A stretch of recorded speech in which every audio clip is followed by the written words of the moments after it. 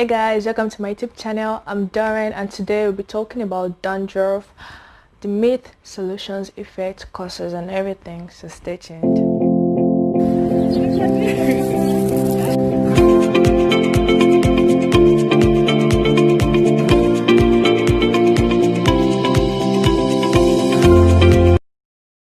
Dandruff is a condition of the scalp that causes flakes of skin to appear. It is often accompanied by itching, redness, and all of the exact causes are unknown, but most times people with underlying medical conditions like psoriasis and eczema would most times have this dandruff, and also those are sensitive to certain it's linked to hormone production as it begins most times after or during puberty. So dandruff is actually not a bad thing. Everyone has dandruff, and I have to say something. Dandruff is actually not linked to poor hygiene or whatsoever. You don't have dandruff because you don't take care of your hair or whatnot.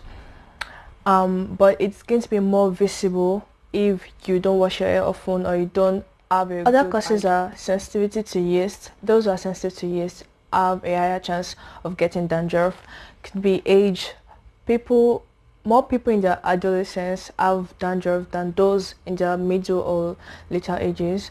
And also your diet, not consuming enough zinc, vitamins B and healthy fats can actually make you have dandruff. Yeah, and also dry skin too. If your skin is always dry, you're gonna have a higher tendency. What exactly is dandruff or how is it formed? So you see, your skin cells in your body and also your scalp usually multiply when you need more of them. So they die and they shed often. So dandruff causes your skin to shed more often than usual. So it's basically your skin, but the accumulation of your shed skin causes dandruff. Let's talk about dry scalp. Most times we actually confuse dry scalp for dandruff, and they're actually two different things, but they're actually similar. Yeah. So dry scalp is caused when your hair has or your scalp has little moisture, and the symptoms also is dry flaking scalp. But dandruff is caused when your hair secretes excess oil. You know, your scalp generally secretes oil like sebum, so when it is in excess, that's dandruff. And there's a slight difference between dandruff and dry scalp. For dry scalp, the flakes are actually smaller, but in dandruff it's bigger. And dry scalp is more common during cold weather, when the air is really cold, like during winter or autumn or whatever, but it's much more better like when it's hot. So next time when you like try and brush your hair or comb it and you notice these tiny particles, you have dry scalp, not dandruff. So there's a certain type of dandruff that occurs in babies, like in newborn babies. It's called cradle crop. So it's yellow, oily, flaky, dried, shed skin. Yeah. This happens because of course they're newborn, of course by the name they're newborn, and like they need to shed certain or a level of skin before they reach the permanent one. So yeah, it's a type of dandruff, but it's normal. I'm going to stress this once more. Dirty hair does not cause dandruff.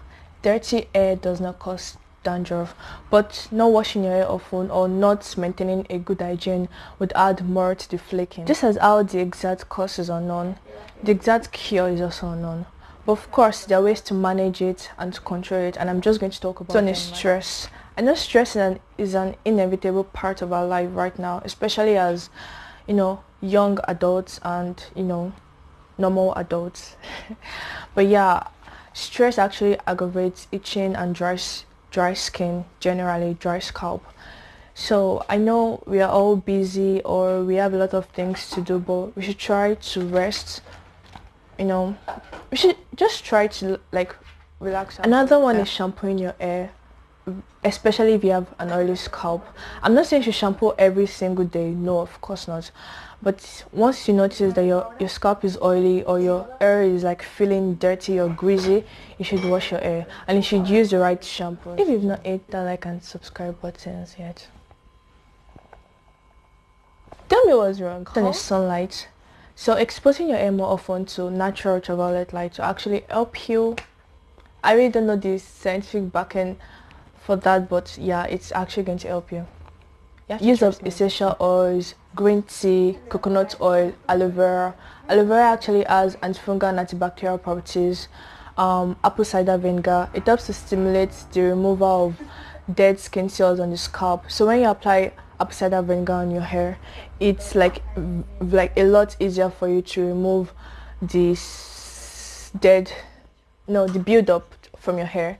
And also baking soda actually helps to relieve itching and irritation. On a final note, dandruff is not curable, but it can be managed. It's not caused by poor hygiene, but it could aggravate the presence, the appearance. And dandruff does not equal dirty hair. And finally, it actually occurs more in men than in women. That brings us to the end of this video. Thank you guys so much for sticking with me, and if you enjoyed it or if you learned something, please do hit that button. Hit those buttons actually. Thank you. See you next week.